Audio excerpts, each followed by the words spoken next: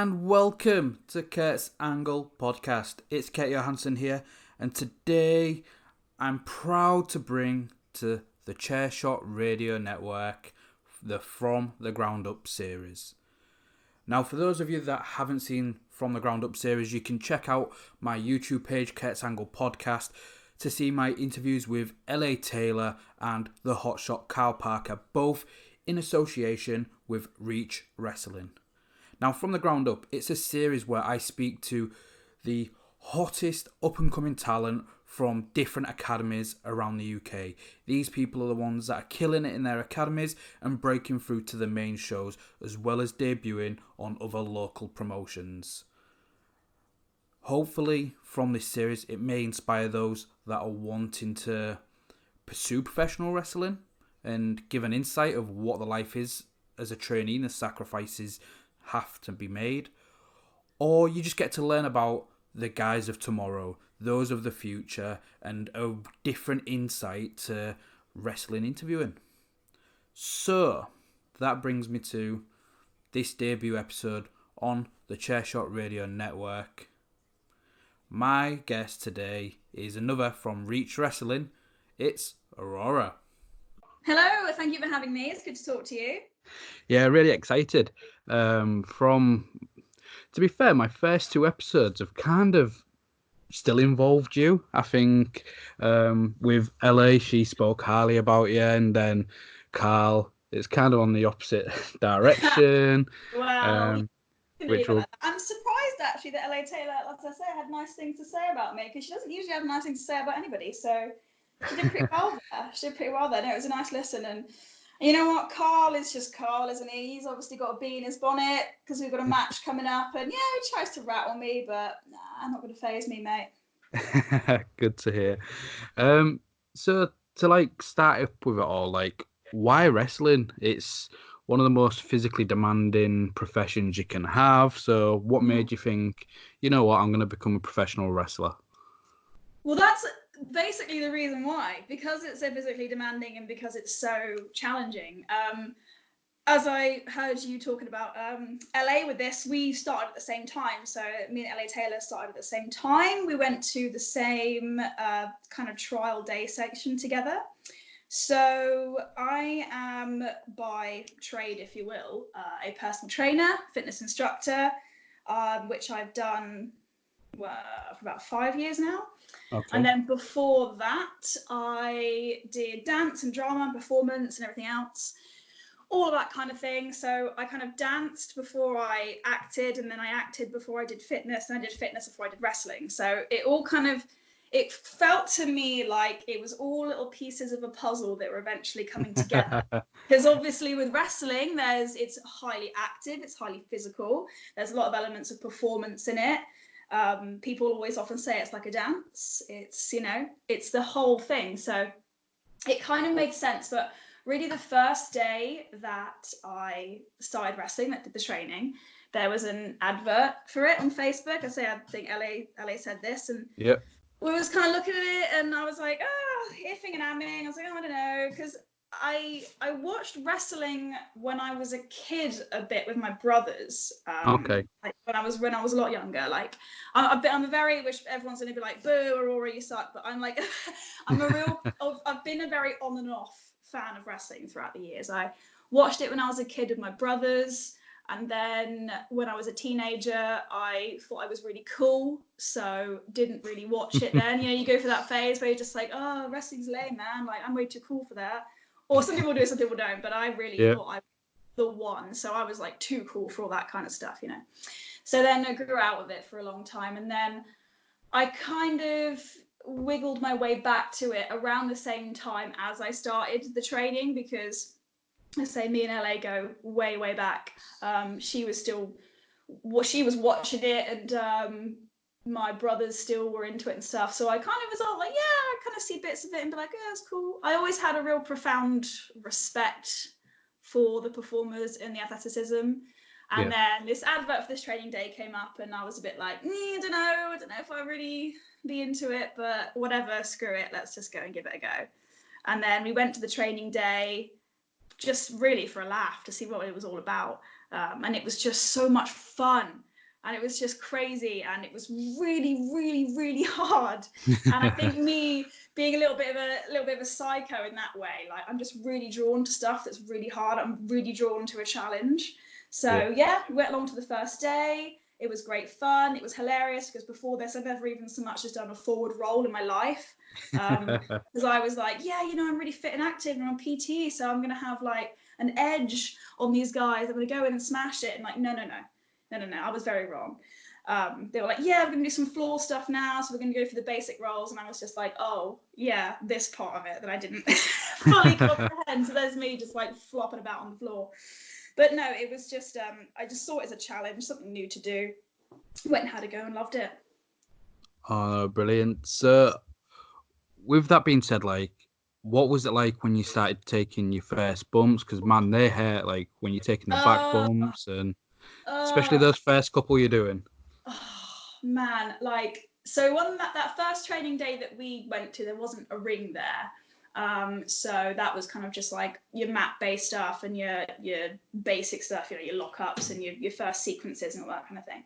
And then there wasn't really much going on after that, and that was a little while after the first show that they ever did, because LA was kind of involved with those guys, and she knew who they were, and then introduced me, went to the show, and then we started going to their school, and then they've obviously had a ring there from the get-go. So, and then it was, I don't even know if it was like my absolute first session with Reach or if it was a couple in that we actually started being like, right, we're going to fully do the bumps now, because they kind of want to ease you into it a little bit.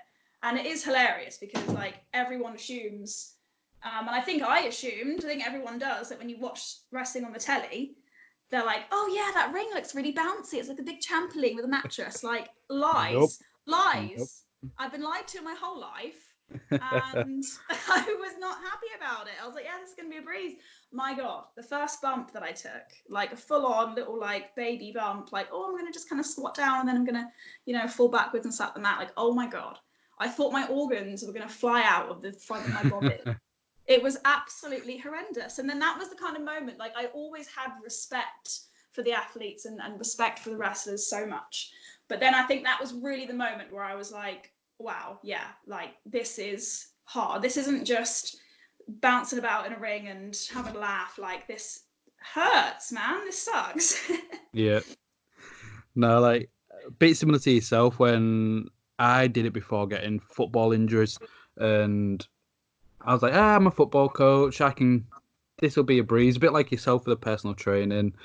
And I was friends with a few people that was doing the coaching and the training up here in Hull.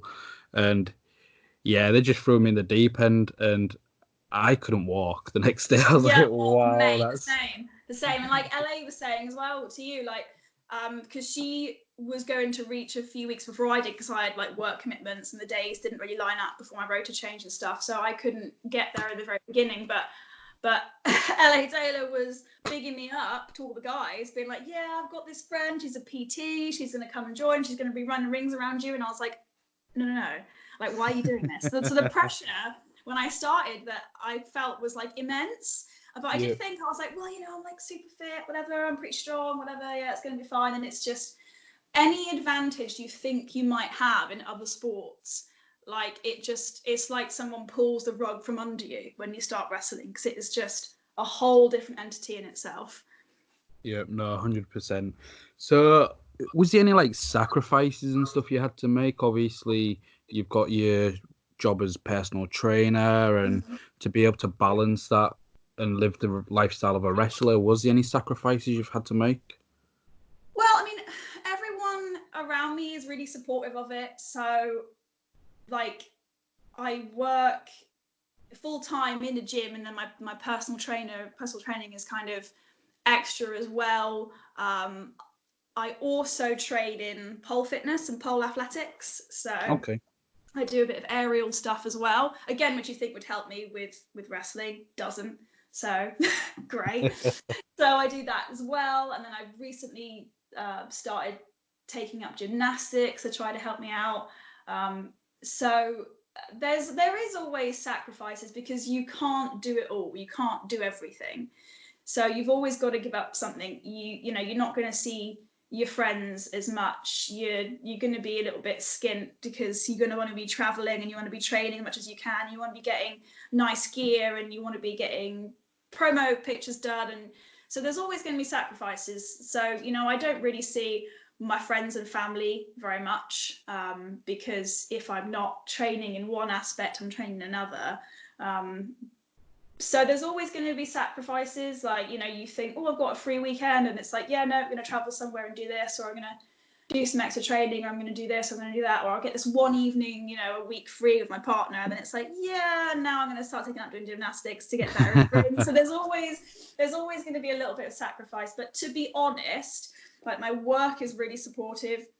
Like, my full-time work in the gym is really supportive. Like, my friends are really supportive.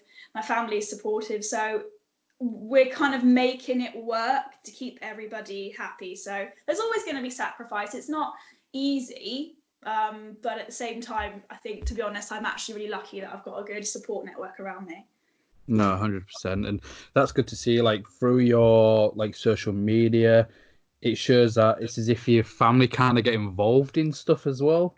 Oh my God. Yeah. I know where you're going with this. Yeah, the actions equal consequences. Stay away from my family unless you want another one. Yeah, because my mum, right, bless her heart, like, my and it sounds really cliche, like, my mum's the biggest fan, but like, my mum is legit my biggest fan. Like, she loves it. I took her to watch her first wrestling show. I say I took her. She came along. The first one she came to was at Bodmin Jail. Yeah. Which was last June. I wasn't actually on that show, but I was like, look, mum, because she was at first like really worried.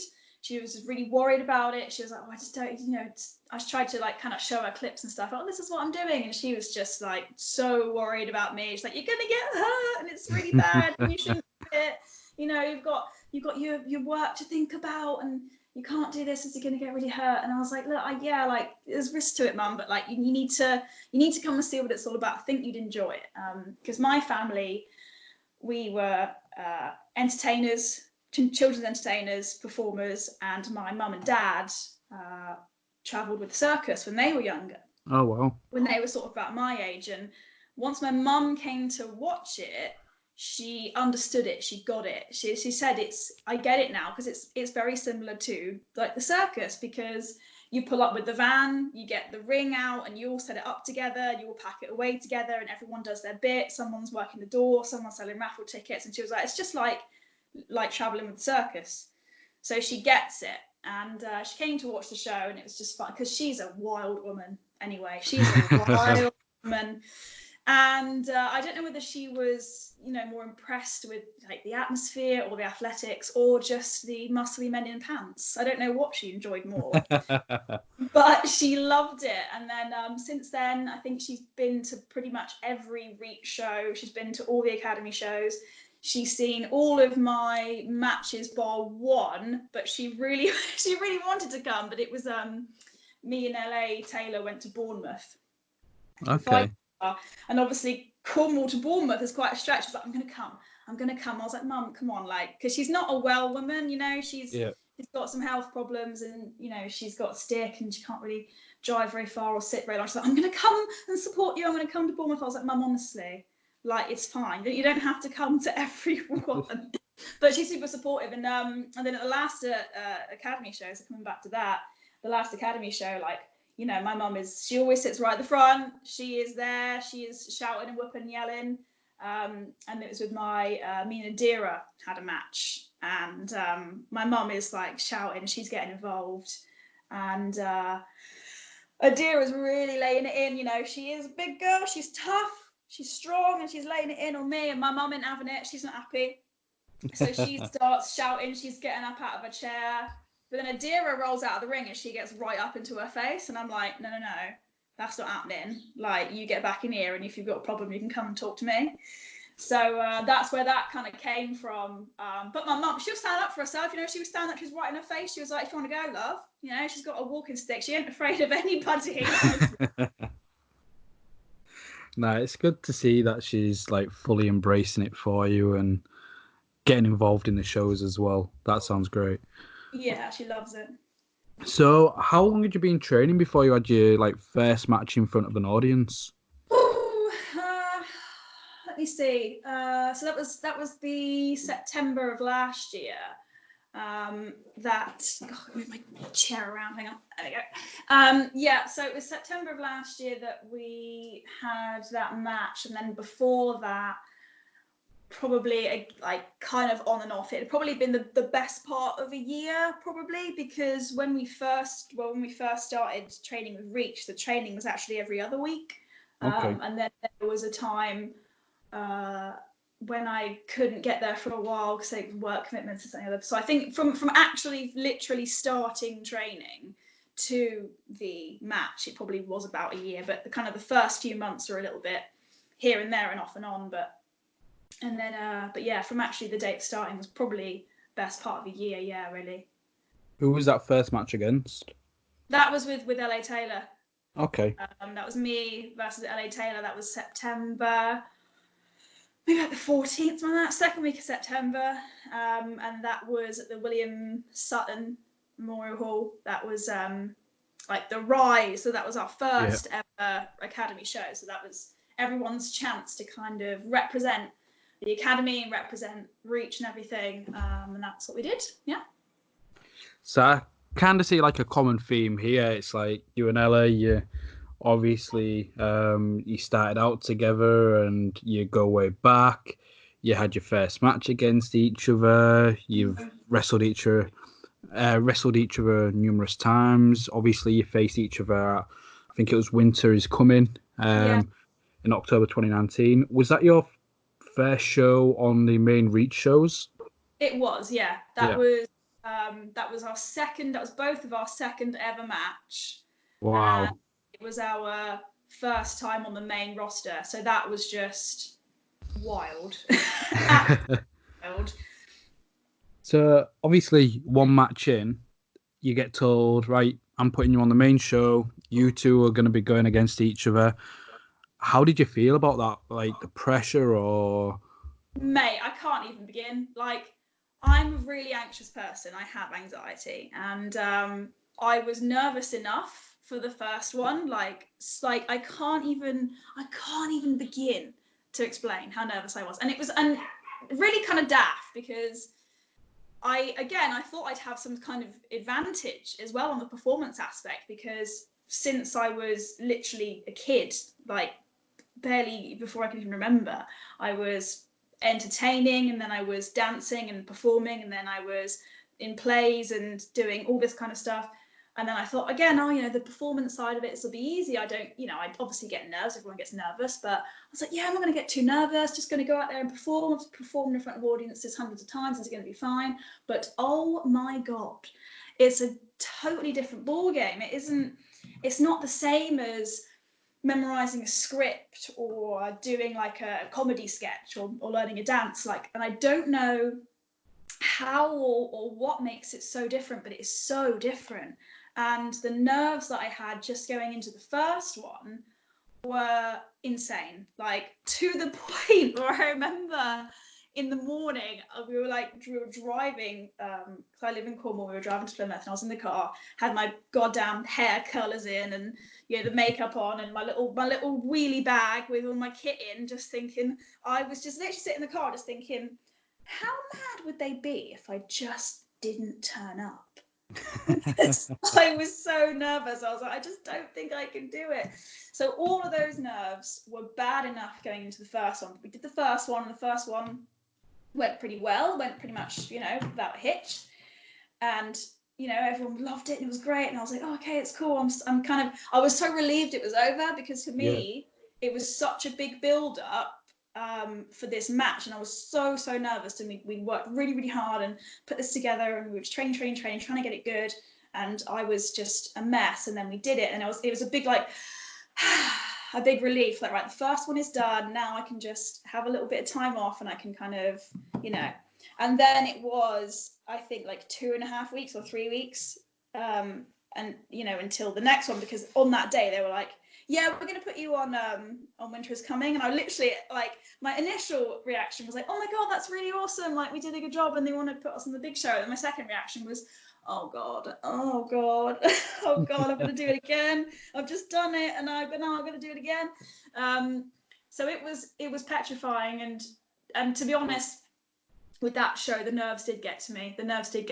It wasn't flawless, because it was another layer. It was a whole other level, because you go from being backstage, being in the locker room with the guys you train with every week and the guys you know really well and all your mates and that kind of environment, to being in the locker room with some of the best wrestlers in the UK, and in front of an audience that's twice the size, on a kind of, by this point, already pretty well established, well-known company. Yeah. And you get thrust on there, and it was a lot. Yeah, the nerves were insane. They were, honestly. What was the feedback you'd got after that first match on the main show?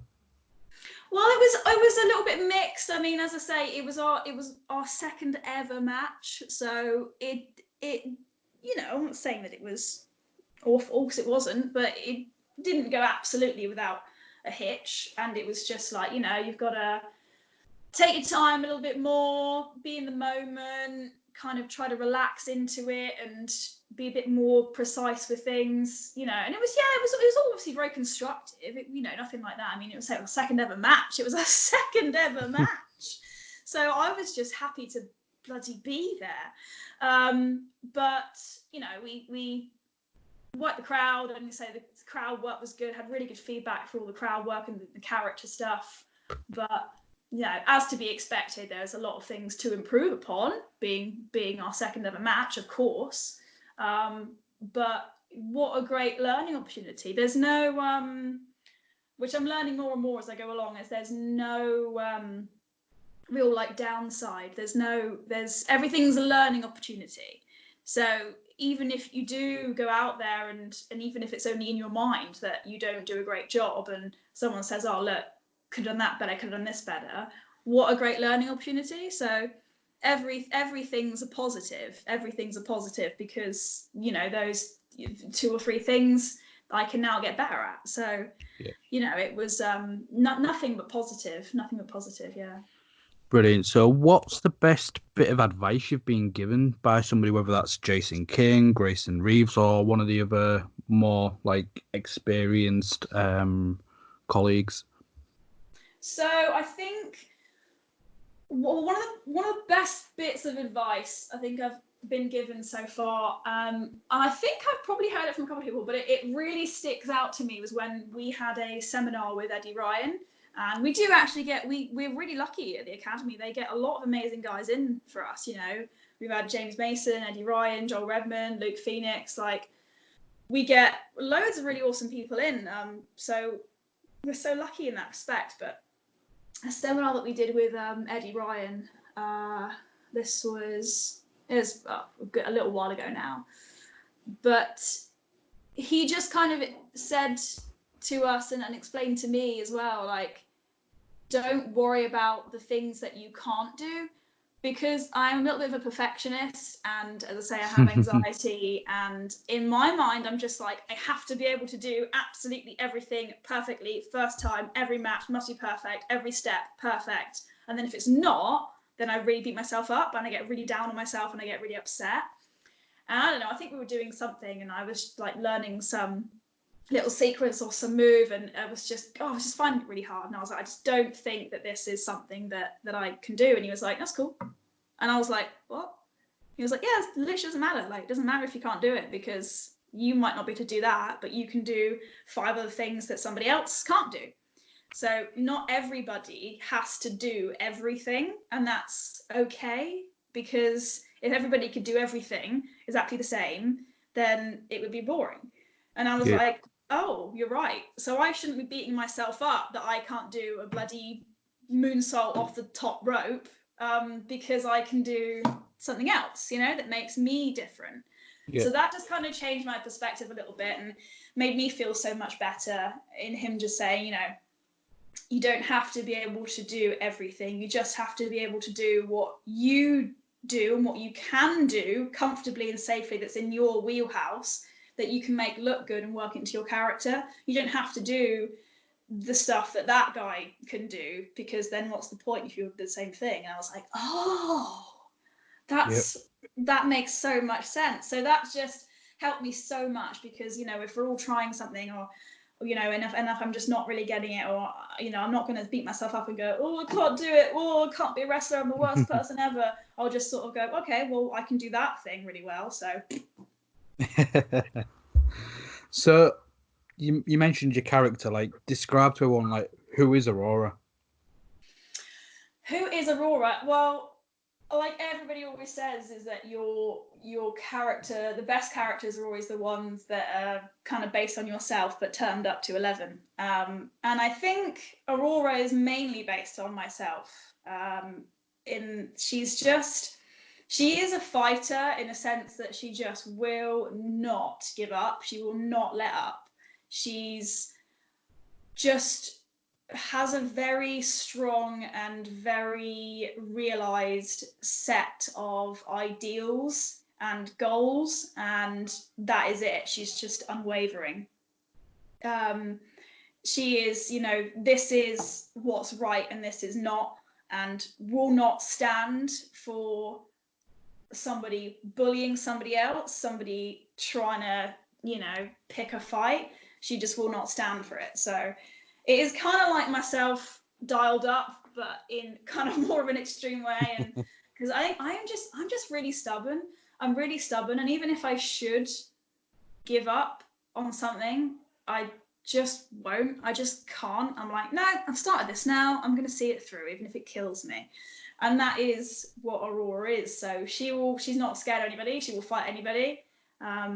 They'll, you know, if she's going to get put in a match with someone, she's like, okay, let's do it. Let's bring it on, because it doesn't matter. You know, I might get hit a load of times. I might go down a load of times, but I'm not going to give up. I'm going to try my best. And that's what she is, really. I kind of want Aurora to be, again, just sounds really cliche and really cheesy, but a kind of a little bit of a beacon of hope, because I'll openly say that I'm not the best at everything. I'm not the best at this. I'm not the best of that. But I just believe that if you work really, really hard and you just try your best, then you can achieve anything. And that's kind of what Aurora stands for. And I just want, you know, people to see that and just think, okay, well, maybe I can have a go at this, or maybe I should try hard at this, because I think that there's nothing that hard work can't achieve, apart from possibly being able to fly. I don't think, you know, no matter how hard you try, you can't do that, but you know what I mean? Yeah. Where did the name choice come from then? Like, what made you decide, right, Aurora's who I am? I have always had a massive fascination for the Aurora Borealis, the Northern Lights. Me and my partner travelled to Iceland in an attempt to go and see them, but hilariously, as luck would have it, it was like the absolute worst time in the last like 20 years they've had, where you couldn't see them because the weather was so bad. I was like, it was just so classic. But I've always had a fascination, and I've loved the name Aurora since I was a kid, and I just think it's just full of like mystery and light, and that's kind of what I sort of wanted Aurora to be in the beginning, was to be kind of this mysterious, bright person, but she's kind of evolved a bit more now to be a bit more like myself and be a bit more hardy, but just the idea of just this mystical light that you can only see at certain times, but you know, it's there and it's magical, and I loved it. I've always loved it. And then when I was kind of sitting down one day in the really early stages, and you know, Jason was like, right, we need to start getting these characters together, thinking of names. And it was just the first thing that came to my head. I was like, Aurora. I love it. It's got to be that. It has to be that.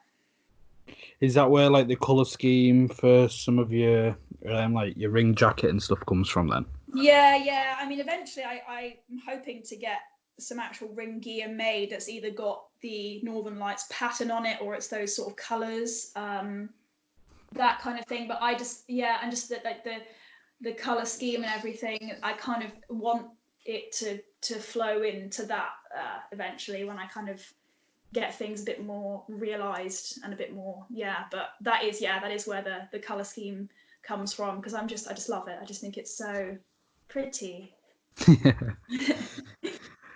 What wrestlers do you look to in terms of like research and stuff? Do you look at any like past performers or current performers where you try and get some ideas to hone your craft? Yeah, a little.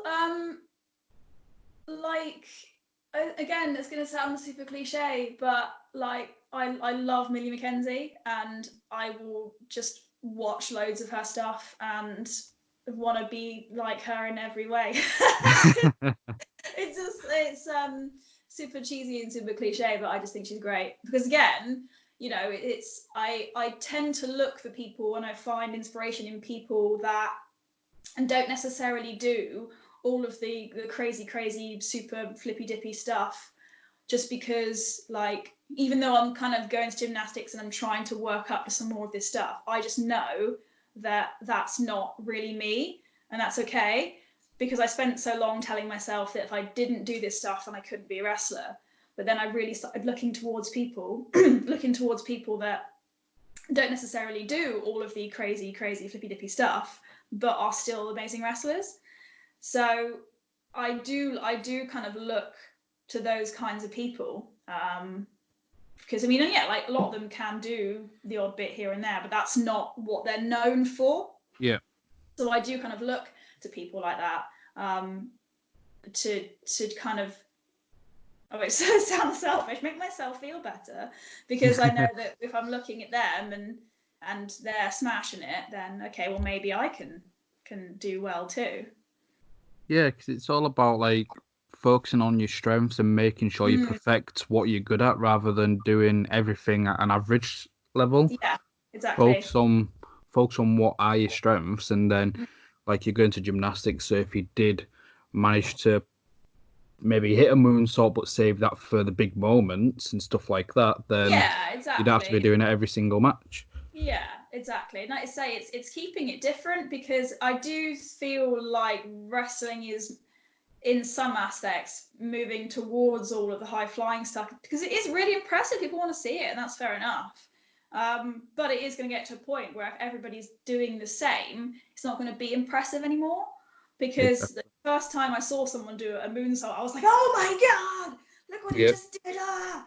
And then after the 12th time I saw it in the same show, I was a bit like, okay. So, people are going to get too desensitized to all this crazy stuff if everyone does it all the time.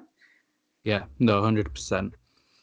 So we mentioned him at the start of the show. Obviously, you'd picked up a injury recently. How's the injury coming along? It is getting there. It's healing actually better than I initially anticipated, because when I did the injury initially, it was bad. But it is healing really well. I'm walking and stuff okay, fine. I'm attempting to do some exercise at home at the moment, which should I be doing? Possibly not, because it is making it a little bit sore, but I just can't. I just can't do nothing. I can't sit at home and do nothing. But no, it is getting better. It is healing pretty well. I'm getting there. I am getting there. Good. So obviously somebody that keeps winding you up about that injury is a person that you were supposed to be facing May 2nd. Who knows when that show will happen now due to the ongoing pandemic that's going on. But yeah, well, hopefully it's going to be July. Hopefully, yeah. touch wood. But I mean, as you say, with things as they are, you don't know really. But they have provisionally moved the date to July. But yeah. So Karl Parker, obviously he's been mocking you as much as he can, doing his Hotshot news. Yeah. He likes to call you a wetty. Yeah, of course he does. Yeah. And Yeah. what's your thoughts on Karl? Well, Karl, look, you know what? Karl's great, really. He is, because he's a super creative guy. He has the creativity and the resources and the time to produce really good content. Like, power to him. He does. Because, he can obviously sit for hours and hours and produce these little story videos, and he does it, and it's great. So yeah, he's a really creative guy, and as much as he is a little turd, I can't I can't take that away from him. I can't say that he's not. He's really creative, as I said. I just, it'd be nice if he put his creativity into something a little bit more productive, let's say. And my worry is now that we have got this pandemic and he's going to be spending lots of time at home, that he's going to be pumping out even more ridiculous content. But at the end of the day, it is entertaining. But he's got a little bit of a dog and bone thing going on with me at the moment, because it's like he sees I've got this injury and he sees that as being a bit of a weakness in me. So I think that he thinks that's the little kind of chink in my armor, and he's going to poke and prod and hope that it's going to be what can give him the advantage. But he doesn't know me very well, because things like this only make me more determined. They only make me stronger. So he's going to have a nice surprise for him when we do eventually get in that ring together. No, it will be like, originally it was supposed to be like such a big weekend for you, which we'll get into shortly. But what's your thoughts on intergender wrestling? It seems like Reach really does advocate it, which is great to see. Obviously, Supremacy is all what the billing was intergender wrestling. What's your thoughts on scrapping with the guys? Well, I think it's great, to be honest. It needs to, and again, I'll reiterate what LA Taylor said about this as well, that it does need to be believable. It does need to be believable. It needs to make sense. But I really just do not see, any issue with it. And it's been said before, well, I don't want to be all like bragging rights here, but it's been said before that pound for pound, I'm the strongest person in the academy anyway. So, with that being said, why would it not make any sense for me to wrestle a guy? And when we're at training, we obviously we've got an amazing women's division in the Reach Academy, but we all train against each other. So when we're training, majority of the time it's intergender training anyway. So it's not like it's anything that we can't do. Yeah. For one. So I think it's great. Like, as I say, it does kind of need to make sense and be a bit believable when it comes to if you've got someone like Echo Reed, and then if she was going against Redwood or Silverback, it would be wild. But in a real fight, for example, it's going to seem pretty one-sided. Or if you're going to put, again, using Echo, bless her, sorry Echo, but she probably is of smaller stature of the women, putting her in with Joey Seven or something like that, it needs to kind of be put across in a way that people can go, yeah, that makes sense. Because on that same card, what's quite hilarious, on that same card, we've got Adira versus Matt Evans. Which is quite hilarious because that's kind of one-sided the other way. Because he's a pretty smaller statured guy, and she is an absolute powerhouse. So it needs to make sense, be believable, but as I say, as long as those two things are checked off, there's absolutely no reason why it can't be. And I think it's great. I think it makes both wrestler a better wrestler. Because again, you're not just working with the same kind of people or the same size of people, or it challenges you in different ways, so it's going to make you both better. So I think it's great. Oh no. So with Reach, they obviously care about their students, those that are coming through their academy. How does it feel working for a company that does give so many opportunities to their academy stars? Like we mentioned, your second ever match was on their main show. You had a match coming up, which hopefully will be rearranged, with Millie McKenzie, who you've spoken so highly about. Like, she's one of your heroes in wrestling. So, first off, how does it feel working for Reach and having all these opportunities?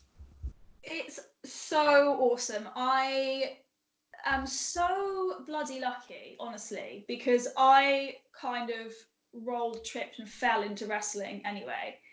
And then to realize that I kind of, I say accidentally, I don't believe in accidents, I believe in hard work and decisions, but I managed to get myself involved with one of the best wrestling companies in the UK that is accelerating at a breakneck speed.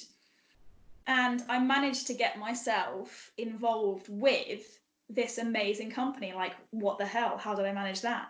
And especially these, like you said, the opportunities that they give their academy students is incredible. Like, we're seeing loads of guys from the academy up on the main shows all the time. Like, as I say, I got on the main show on my second of a match. Like, what? Like, what? That is wild. That is wild. You know, giving people all of these amazing opportunities. Like, Joey Seven obviously has, again, launched at an absolute rate of knots because of all the opportunities that Reach gives him and gives all of us. Like, you see other, you know, none in particular, but, you know, a lot of other companies that have their own academy or things like that. It's not as, I don't feel, or at least I don't see it, it doesn't seem to be as encouraged or as pushed as we get to be at Reach. We get amazing opportunities, the seminars that we get as well, like these crazy amazing people that they bring down for us. Like, it genuinely feels like their focus isn't just to make money or whatever, pump out some shows, do. Their focus really is on our development and pushing us, really pushing us to be the best that we can be, and giving us the platforms and the opportunities to be our best selves. And it's amazing. And I feel just lucky, just purely lucky, even though I don't usually like the term lucky, but I do, to be involved in such an amazing company. No, it really is. And to see, like, first LA had the match with Millie, now you're going to be having a match with Millie. Yeah. Instead of bringing in different women that a lot of companies do, where they'll just, we'll just book somebody else and do maybe the best. They like to give you that learning experience. That's such a early thing. And I think that's why the Reach Academy is so good with the talent, because you are getting those opportunities. Yeah. So how did you get told about the Millie McKenzie match? Oh God.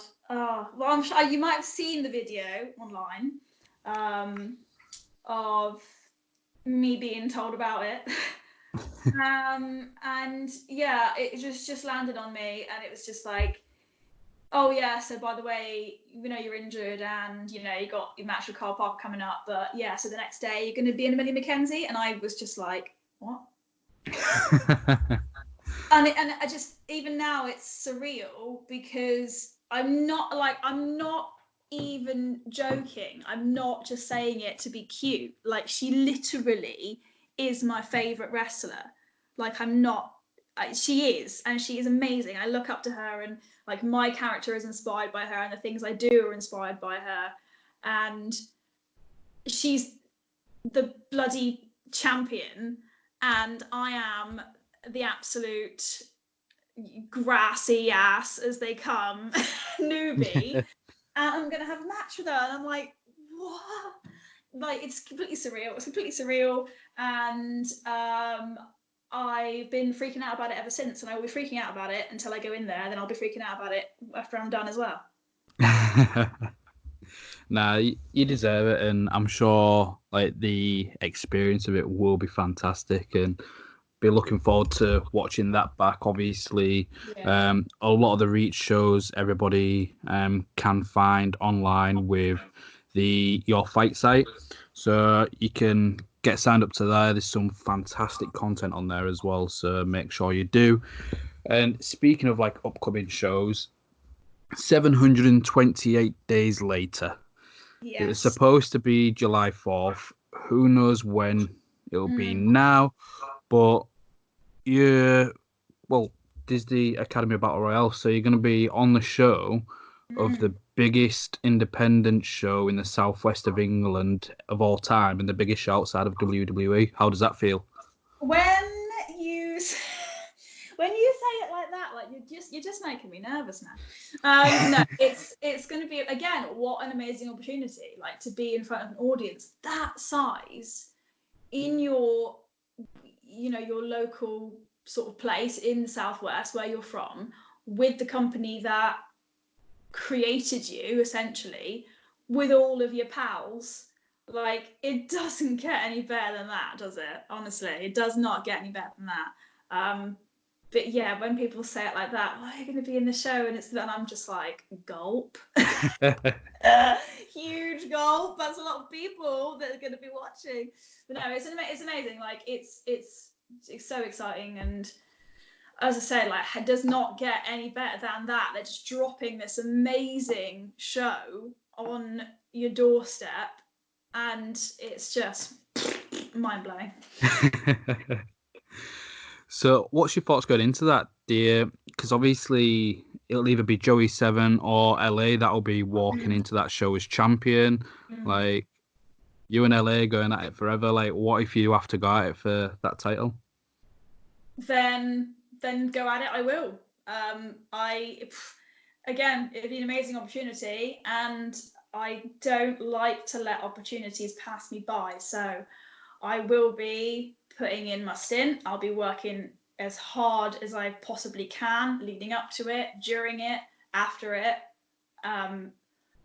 If I get any opening or any whiff of a possibility that I can be chucking people out and I can be in there at the end, then I'm gonna be taking it, because at the end of the day, that's what we all want, right? That academy title, and I think for us down at the academy as well, that we all put so much work in, and we all love the academy so much, and we all work so hard, and we're all a family, and we're also determined to represent Reach in the best way that we can, to be able to hold that title and to wear that championship will be the greatest honor. So it is something I'm going to be fighting for. Nah, it'll be a great show. I'm looking forward to it. It'll be my first Reach show live. Wow. Yeah. Since I've got just because I don't drive and the train seems to like be over £200. Oh yeah. I'm doing a coach journey, which is going to take 5 hours, 18 God. minutes. Gosh. Yeah. Yeah, that is. Coaches are the worst, man. But that is dedication. So props to you for putting the miles in and coming down. So hopefully it'll be an absolute belter. Oh no, wait, not 5 hours. That's if I did drive. It's the coach. 11 hours 50 on the way there. 11 hours 15 on the way back. Much worse. Yeah. Yeah, that sucks. So I've told Luke that I will be coming out for drinks because I'll need it. Yeah, after that journey. Yeah.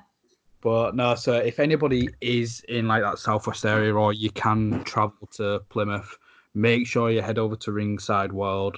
Make sure it's going to be part of wrestling history, especially in the southwest of England. And it's great to see a company just 2 years in being able to do what they're doing. The growth is like exceptional. So moving on to like growth and things like that. What about your goals? What are your goals in wrestling? Like, is there any way you want to be, or? I mean, yes and no, because I mean, as I said, that academy title is like the one for me where I am right now, kind of in my wrestling career and in my life, if you will. That is like the ultimate achievement for me where I am, because it means so much. It's special. Yep. So getting a chance at that and having that one day is a huge thing. In terms of places that I want to be, like, again, it's going to sound really cheesy and really cliche, but I just want to perform and entertain people. That is what I want to do. And I will try my best to do that. And wherever that takes me, with the hard work that I'm willing to put in and the opportunities that might come up that I always say yes to, because even if it's for my own good, I can never say no to anything. I'm always like, yeah, I'll do that. And I definitely should say no sometimes, but I just kind of want to let it take me where it takes me. I think obviously it's really important to have big goals, and people want to go to Japan, and yeah, that'd be cool. Might fancy that, give it a go, because that'd be great learning and it'd be awesome. And people want to do this and want to do that, and I'm like, yeah, sweet, but at the end of the day, what it's all about is having fun and joy, and bringing joy to the people that watched, and bringing joy to yourself, because it should be fun. It should be fun. So I just want to entertain as many people as possible. I want to have lots of fun. I want to say yes to stuff, and that's really it. And wherever that happens to take me, then it takes me. If it takes me to like a grungy back hall that the ceiling's falling down and there's mold on the walls, or if it takes me to WrestleMania, then that's where it takes me. Oh, that's great to hear. But you just said you're going to say yes to everything after saying you need to start saying no to everything. No, I think I know I won't. I know I won't say no, and that is my problem, because I just can't, because I always think to myself, like, I'll learn from it, and people will get to see me, and they'll hopefully get to enjoy a show, and if those two things are present, and obviously if I'm physically able to do it, like physically, then I will do it. I'm bad at saying no to things. So, but I need to, but I'm bad at it. So I will I know I'll always just say yes and just be like, okay, I'll do that. So, yeah. So something I tend to do with a lot of people that I interview or that I collaborate with is one more match. So obviously Millie McKenzie is your dream match, and that's been booked. So I'm going to take that one off the table. You can't choose Millie. You can't choose Millie. Let's make it that one, because I knew you were going to ask me this. I was racking my brains earlier, and I was like, well, Millie McKenzie, so maybe he'll let me have that. Yeah. Okay. So I'll let Millie be one of them. I want two more people that you would want to wrestle. Just in general? Yeah. Worldwide? Ooh. Yep. Who I'm watching a bit of at the moment, actually, is Bianca Belair. Okay. Oh, she's cool. Cool. That'd be a good match, considering, like you said, in the academy, you're pound for pound the strongest, as is like Bianca Belair. So I reckon that would be a good like battle of the strengths, I think. I mean, she's obviously like insanely strong, and she's a gymnast, and she's like CrossFit, everything, super athlete, amazing. And I'd be a bit like, hi, but but no, like I just think she's absolutely badass. So that would be really cool. What about in the UK? Anybody that's in the UK, whether that's NXT UK or? I'm just having a little think now. I was watching some chaos stuff Okay. the other day, and I'm just looking at people who I was watching in that, and I was like, oh yeah, they're cool. Yeah, that would be cool. So I think there's like actually now I'm really gonna treat you, because I think there's like 3 that pop into my mind that I'm like, that would be a good match. Okay. Ginny. Yep. She's quite a slender thing, isn't she? I think I could throw her around a little bit, so that'd be fun. Danny Luna is awesome. And we've had her a couple of times at Reach as well. She's really cool, and she's strong. She's really strong. Yeah. A proper powerhouse. And then just for the absolute lols, for the banter, I'd have to say Martina Session Moth. Just for the absolute banter, because I the entertainment and the storyline and the fun and the character element is like what kind of draws me so much to wrestling, and why I enjoy it so much, and just like thinking about having a just ridiculous match with someone like that. Like, people hate it. People don't like comedy wrestling, but I just think it's great. No, Martina's great. I think it's great. It is fun, and again, I always say it's supposed to be entertaining and it's supposed to be fun. I know you've got different types of fans, and that's absolutely great. You've got different types of wrestling, different elements of wrestling, and it's such a plethora, and it's a buffet and something for everybody to enjoy. But at the end of the day, it's something that's just so blaringly obvious that you can just watch, and it's hilarious and it's fun. Like, that's great, I love that, because I think people take wrestling really seriously, and again, that's great, that's fine. Like, it is serious and it's hard. People have worked really hard. They spent their lives on this and been injured and sacrificed things, and it's great, and you should take it seriously. But at the same time, we are play fighting in our pants at the weekends. So there is an element of it that you need to just be able to have a laugh at yourself. Like, you can't take yourself too seriously if you're a wrestler, really. I don't think. So I'm always here for a bit of the comedy stuff because it's a bloody good laugh. So why not? No, it is. One of my memories of Martina, she was on the Sendai show, and she did like a Ghostbusters thing, trying to suck up the ghost character through a Hoover, and it was everybody was just in stitches because it was so entertaining. And I'm not saying you need to have that every match on a card, but if you've got one match on a card that's going to be a little silly, then it's not only is it going to make the super technical and super impressive stuff even more impressive, but it's almost a little bit of light relief from all of that, because sometimes it can be a little bit heavy, or it's a little bit like you've got to really sit and watch it, really concentrate on what's happening. And then sometimes you just want to have a little bit of a giggle. And if you've got, one match on a card, or even if you don't, but you have a couple of shows and then one show you've got something fun in there, it just breaks it up a little bit. And a huge amount of wrestling audiences kids, isn't it? So make them laugh. No, 100%. Well, Aurora, it's been lovely speaking to you. Hopefully those matches with Karl and Millie can happen sooner rather than later. Hopefully everybody does what they're told and stay the hell in. Yes. So just before we go, what have you been doing to kind of keep your sanity during this pandemic? Well, I've been trying to exercise where I can.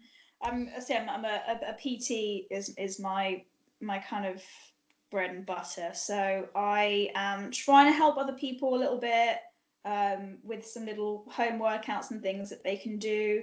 Trying to keep myself a little bit fit around the ankle injury as well. So I kind of strap it up and try to get to some stuff because I train. I mean, if I add up everything, that I do, I probably train about 14 hours a week normally. Okay. And then you've got, not just with wrestling, but with like everything across the spectrum, like in, just hard physical activity, I'm probably doing, 13 and upwards hours a week. And then to nothing is really hard for me. Yeah. So I've just been trying to do a little bit at home and just trying to get, people involved and trying to help others and help the guys at the academy as well, and just keep everybody a little bit sane and moving around. It's not only is it really boring, but when you've kind of got this lockdown scenario, it's very easy to sit on the sofa and eat Maltesers because you kind of think, well, I can't do anything else, so I may as well. Yeah. But it's just trying to keep people and myself active and sane. Yeah. So yeah, been trying to exercise a little bit at home where I can. Oh, brilliant. So where can people find you on social media? Where can they find me? So you can find me on Facebook. So I've got my Facebook page where you'll see updates of the matches that I'm going to be in. So it's Aurora, and then there's like a little hyphen wrestler. On Facebook, on Instagram, again, you'll see little updates and stuff and like silly stuff on my stories. Instagram is at Aurora Wrestles, and then my Twitter is the same as well, at Aurora Wrestles, where I'm usually arguing with somebody on Twitter, usually bloody Karl, or posting pictures of my dog, and what's not to love about that. So check it out. That was the interview from the ground up with Reach Wrestling's Aurora. I hope you enjoyed it. We'll be bringing more of the same series and other interviews and episodes to the Chairshot Radio Network. You can find it on my YouTube feed, and the videos will be dragged through to my sponsor, Turnbuckle TV. They'll be doing my YouTube videos on there as well. So yeah, Make sure you follow me on Twitter at KurtzAnglePod. You can follow my personal account at KurtJohansson93. Make sure you check the Chairshot out. You can find them on Twitter, thechairshot.com. Check out chairshot.com. Hit the subscribe button. Make sure you're not missing out on any of my episodes or any of the other fantastic content coming to this great network. And yeah, make sure you check out the sponsor, Turnbuckle TV, especially in these testing times where we haven't really got much to do. They've got some fantastic free content, free, of some of the finest British wrestling here. For example, DNA Wrestling, absolutely brilliant. You can hear me talk about that with one of my interviews over on there and on my YouTube page with Corey McRae. But yeah, Turnbuckle TV, absolutely fantastic. Or they've got some more content where it'd be $3.99 a month. That's pounds for the English listeners. And yeah, make sure you check out Turnbuckle TV. You can follow them on Twitter at _Turnbuckle TV. And again, make sure you hit the subscribe button. Or if you're listening here on YouTube at Kurt's Angle Pod, or if you're listening through the Chairshot Radio Network, hit subscribe. Subscribe to the Chairshot.com and listen to more great content. Thank you for listening. Until next time, keep safe. Bye for now.